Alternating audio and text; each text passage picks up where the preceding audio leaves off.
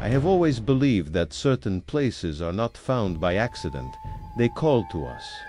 It is as if the earth itself silently waits for the right person to reveal what it hid for entire eras. When I received a set of unsigned coordinates, accompanied only by a single sentence, "What you seek is more alive than you think," I assumed it was a joke. But the precision of the numbers, the remote location, and that strange persistent sense of inevitability pushed me into the desert spot. The region was known only to nomadic herders and a few older researchers who preferred never to publish their findings. A dry plateau, marked by tall dunes, and a wind that seemed to sing. On the first day, while setting up camp, I noticed something in the air, a low resonance, subtle but constant, as if the ground itself vibrated in a rhythm too slow to be natural. I immediately remembered the phrase from the note. This was no coincidence. I worked alone until sunset, wrestling with the strange sensation of being watched, not by animals, not by people, but by something larger, something ancient. With every step I took, the sand seemed to respond, shifting slightly, almost as if it recognized my presence. The wind carried sounds so steady they almost felt like lost words. And then, in the sudden silence that came before nightfall, I heard it for the first time. 3 sharp beats, followed by a deep low one. A pattern. A kind of call. On the second day, I began excavating at the point indicated by the coordinates. At first, nothing but layer after layer of compacted sand, so compacted it felt as if it had been pressed by some catastrophic event. Hours passed before I uncovered the first solid surface, a brown stone slab, polished, far too smooth to have been carved by human hands of that ancient time.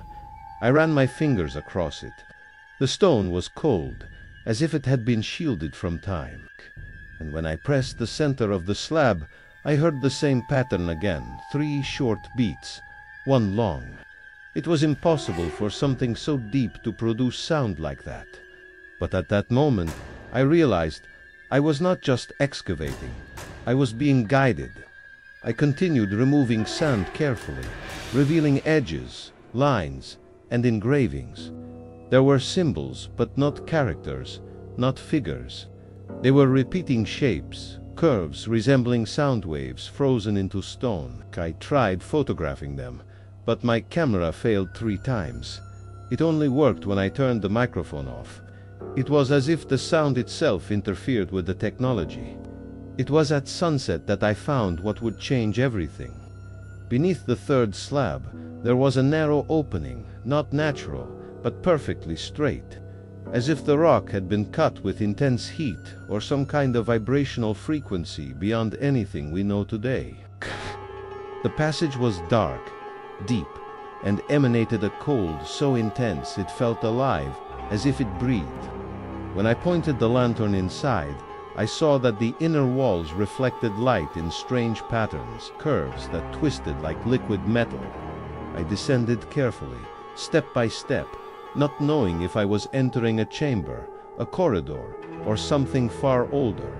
The deeper I went, the faster the surface light disappeared. Down below, the silence was so absolute that my heartbeat seemed to echo against the walls. And then I saw it. In the center of the first underground chamber, there was a circular structure resembling a stone mosaic. But what truly struck me was the figure in the center. A humanoid body, but clearly not human, carved in black stone.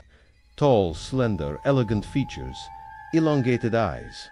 But the most striking detail was the hands, long, thin, holding what looked like a disc or seal. When I pointed the lantern closer, I realized it was not a sculpture. It was a fossilized corpse, perfectly preserved, untouched by time. At least 3,000 to 5,000 years old, but so well preserved it looked as if it had been placed there hours earlier. My legs trembled. The air grew heavy, almost thick. Something about that presence did not belong to the world as we know it. And then, beneath my feet, the ground vibrated again, The same sound pattern I'd heard before. 3 short, 1 long, kit. Only this time, it wasn't coming from the sand. It was coming from the body, from the being. And for the first time since I arrived, I felt that I was not discovering a tomb. I was opening a door that should never have been opened. The chamber grew colder. The lantern flickered, and I felt, with absolute certainty, that something inside that place, something very ancient, had just awakened. Day. The second day inside that underground chamber was when I finally understood that the place was not merely an archaeological site. It was a living archive, a repository of something history never recorded and that perhaps was never meant to be found. When I returned to the surface that first night, my body trembled. Not from cold, but from something far deeper, as if the very structure of reality had shifted in front of me. I slept little, tormented by the image of that fossilized being. The long fingers holding that mysterious disc, the repeated sound patterns echoing like an ancient warning. I went back down at dawn. The sun had barely touched the horizon when I already felt the air vibrating subtly, as if the desert itself were trying to speak. The entrance seemed even darker than before, and when I placed my foot on the first step, I sensed the environment recognizing me, as though I were stepping not into a physical space, but into a memory. The chamber greeted me with the same dense silence, almost liquid. The fossilized body lay in the center, unmoved, yet something was different. The position seemed altered. Perhaps it was fear-induced paranoia, or perhaps it was real. I approached slowly, examining every detail. The rock surrounding it bore marks not of human tools, but of some kind of thermal or vibrational emission. It looked as though the chamber had been molded using sound waves, bending stone like clay. The walls were smooth, with thin channels running around the room's circumference. When I slid my hand along one, I realized they were not carvings. They were mineral veins, faintly pulsing with dormant energy.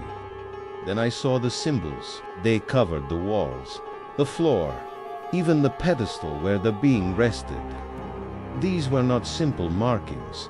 They were curved, rising forms intertwined like waves recorded on an oscilloscope. A language, perhaps, but a language based on frequency, not words.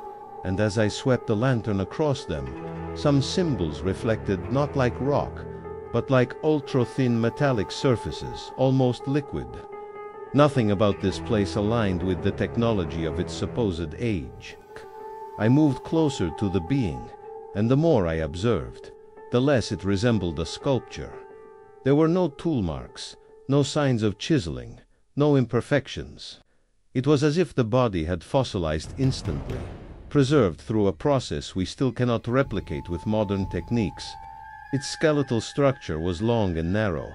The elongated eyes suggested a wider visual field, perhaps adapted to low-light environments.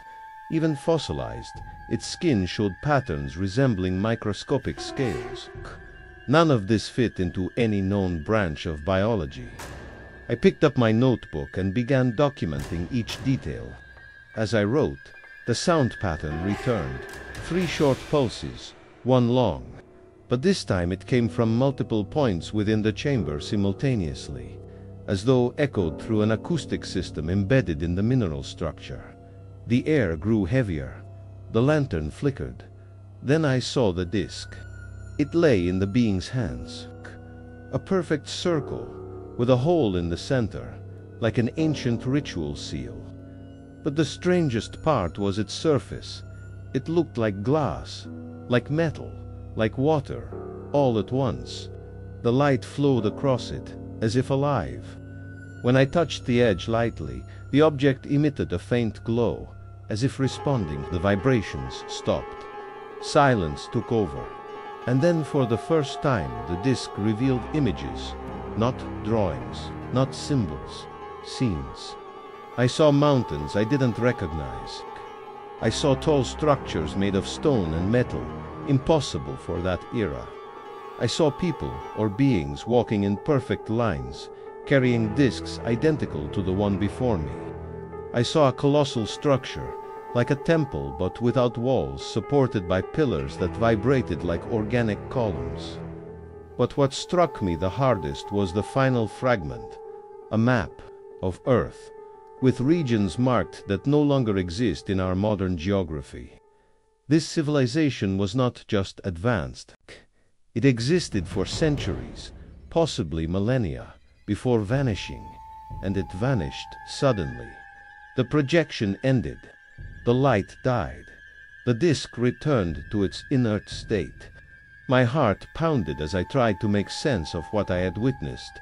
It was impossible for a civilization so advanced to emerge and disappear without leaving traces, unless someone wiped their marks from history, or unless all their traces were here, sealed, contained, hidden. I bent down to examine the pedestal. There were concentric circles, like time cycles. In the center, a simple symbol, two parallel lines crossed by a third, marking a beginning and an end. I looked again at the body. The question grew in my mind, heavy and unavoidable. Was this a guardian, a refugee, or the last survivor of an entire people? The vibration returned, this time stronger. The air trembled. Sand inside the chamber shifted as if something were breathing beneath it. And then, for the first time, I felt not heard. A spark of consciousness, a mental impression, a memory that was not mine. This was not a tomb, not an archive. It was a warning, and something down there was waking, not only within the fossilized being, but within the entire structure. I didn't have the courage to stay. I climbed the stairs quickly, sensing that the chamber was beginning to respond, and that the next hours would be decisive. Whatever had happened 4,000 years ago was about to happen again. I returned to the chamber the next day with my mind split between fear and fascination. I no longer knew what I was truly investigating, whether it was simply a forgotten civilization or something deeper, older, and more aware than us. But one feeling grew stronger with every step. That place wanted to be seen. It wanted to be remembered. As I descended the steps, I noticed the air felt different. There was a subtle warmth, as if someone had been breathing there all night. The vibration that once came in spaced pulses was now more constant, less subtle. The chamber felt like a heart preparing to wake up from a long coma. My lantern swept across the walls and revealed something that hadn't been there before. New markings, scratched, carved, or caviled. The metallic symbols glowed faintly, with a bluish intensity that hadn't existed the previous day. It was as if they had been activated, like biological circuits running across the entire chamber. The place felt alive. And then I saw the body. It wasn't just a fossilized corpse. Something had changed again. The fissure across the chest was wider now, clearly visible even from a distance. Small pieces of stone had fallen from around it, scattering on the pedestal. The hands, which had once been rigid, now had movement, minimal, almost imperceptible, but undeniable. It was moving. It was trying to emerge. My heart hammered in my chest as I stepped back. That whatever it was not as dead as it seemed. I tried to rationalize it. Maybe temperature changes had expanded the stone. Maybe the lantern's angle created illusions. Maybe then the sound started. Not the pattern of 3 short beats and 1 long. Not the low pulse. Another sound, softer, irregular, more organic. It sounded like breathing. The light flickered, and something shimmered on the pedestal. A thin layer of dust pulled away, revealing new symbols. They formed a circular pattern with radiant lines, a kind of diagram. And at the center, the symbol I recognized from the previous projection, 2 parallel lines crossed by a third, the symbol of a cycle. Suddenly, everything made sense. These symbols were not decorative. They were time markers, event registers, records of an ending, and an abrupt one.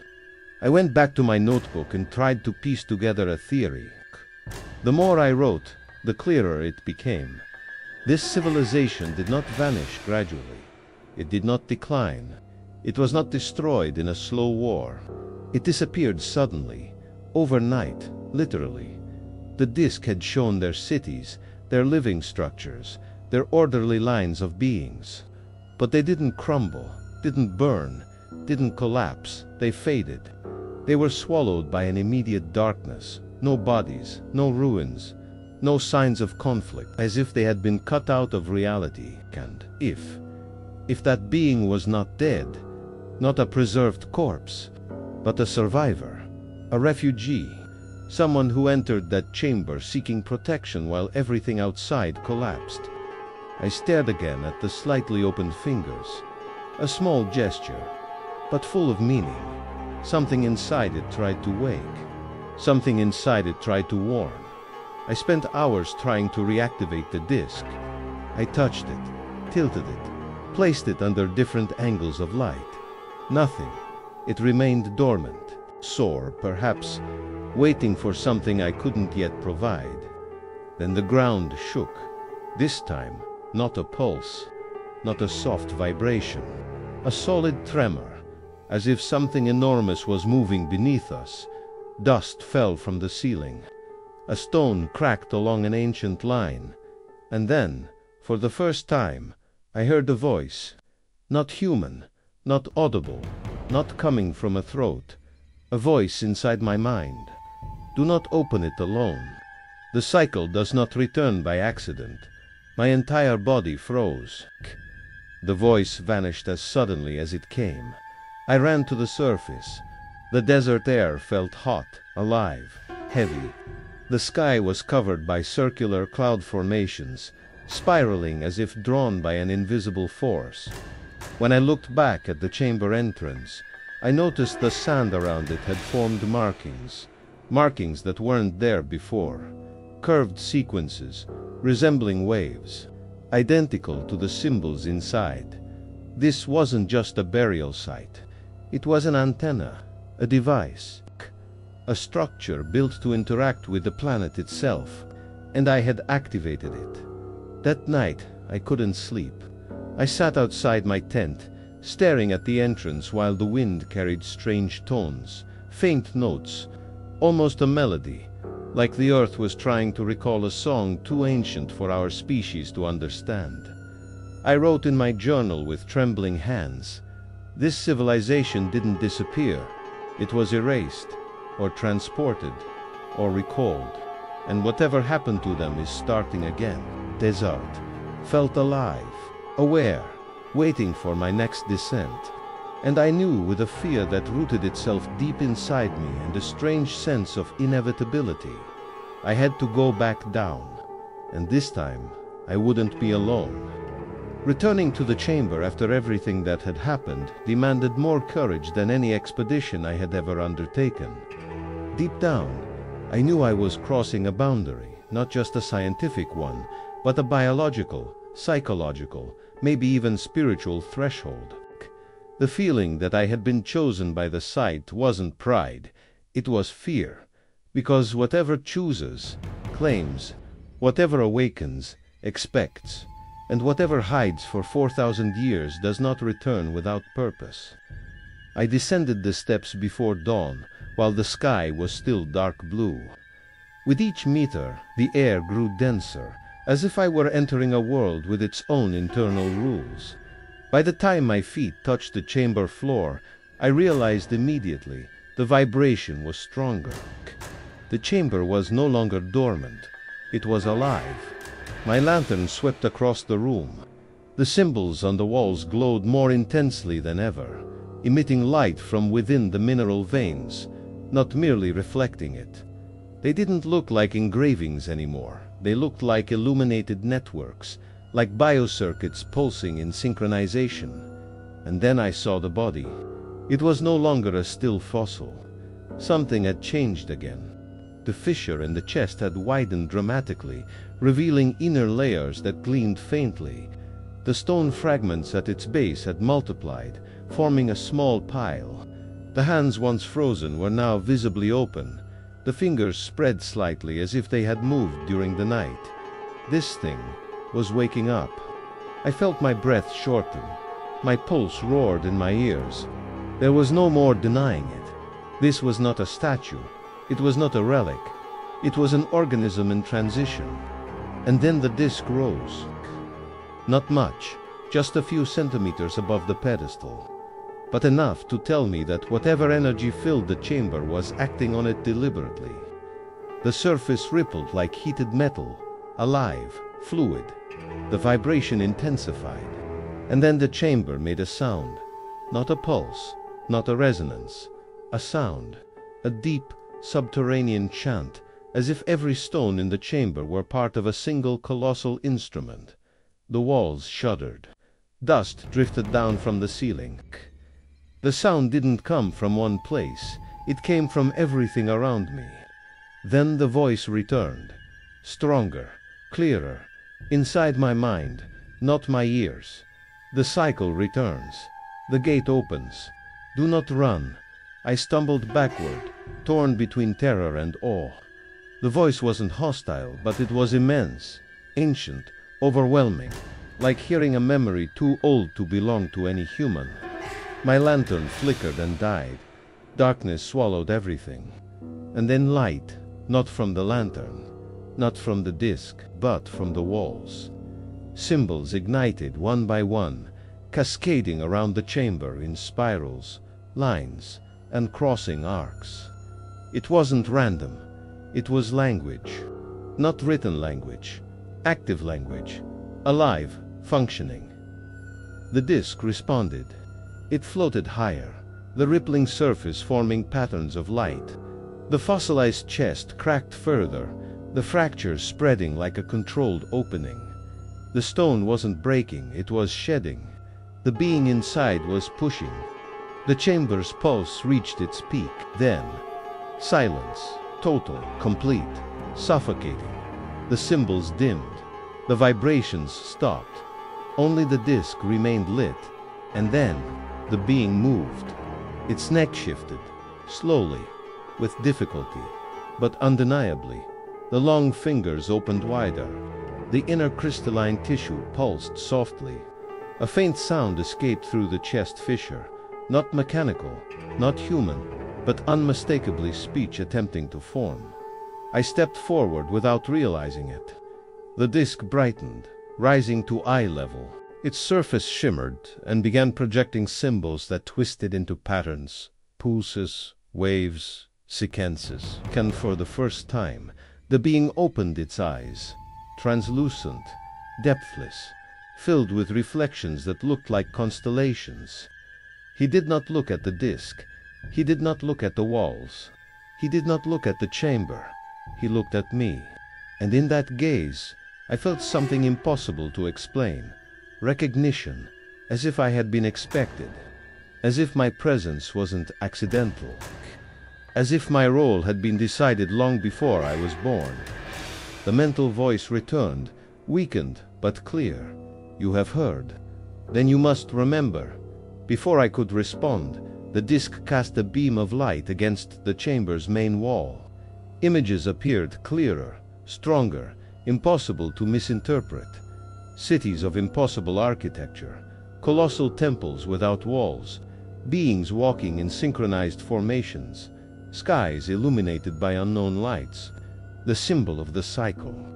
And then the rupture, a violent distortion, a tearing of the world, light collapsing inward, structures evaporating, entire populations swallowed by darkness.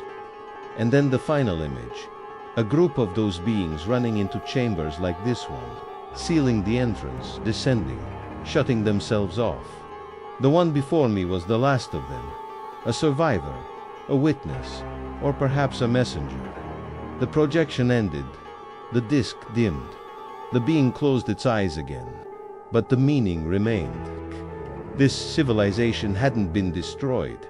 It had been preserved, stored, hidden inside the planet. And now, the process was beginning again.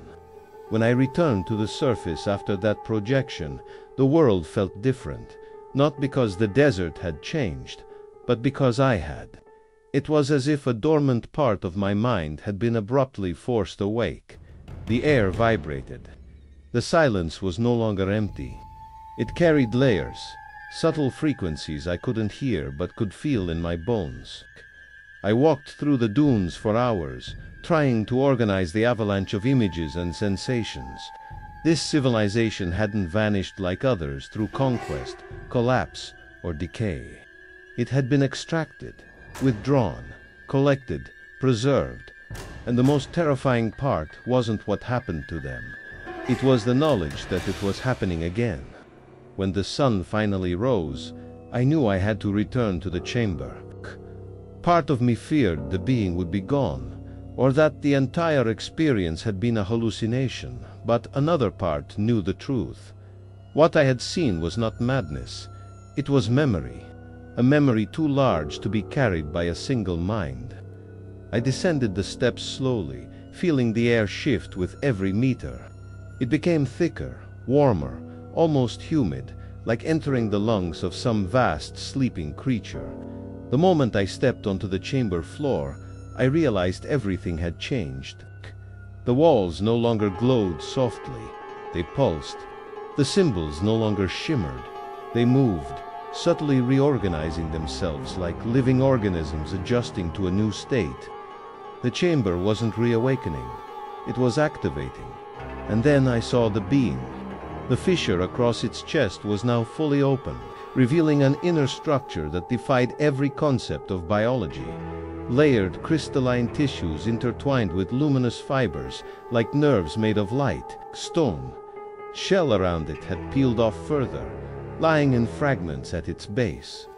The disc floated above the pedestal in a perfectly still position, as if weightless in a field of silent pressure. The surface was no longer rippling, it was calm, waiting. And then, for a single breath, the being's eyes opened again. This time there was no mistaking it. He was awake. The chamber's vibration grew deeper, a resonance that felt as if the entire desert hummed with it. Skill. The projections on the walls began again, not flickering this time, but steady, controlled, deliberate. This was no longer a memory being replayed. It was communication, a lesson, a preparation. The images began at the origin, long before the 4,000-year mark, long before human civilizations, long before our recorded time. These beings were not visitors, not invaders, not gods. They were inhabitants, occupants of a previous cycle, species woven into the planet's early history, existing long before humanity's emergence. The walls shifted to show the rupture again, but now in detail. A massive vibrational event, a global pulse, not a war, not a meteor, something else, something synchronized. And then, the disappearance, instant, total, without bodies, without ruins, without survivors wandering the surface. They hadn't died. They had been recalled, pulled into hidden underground structures like this one, sealed, preserved, stored. Until now, the projection faded, the light softened, the symbols dimmed. The mental voice returned, no longer urgent, but solemn. We were not lost, we were kept.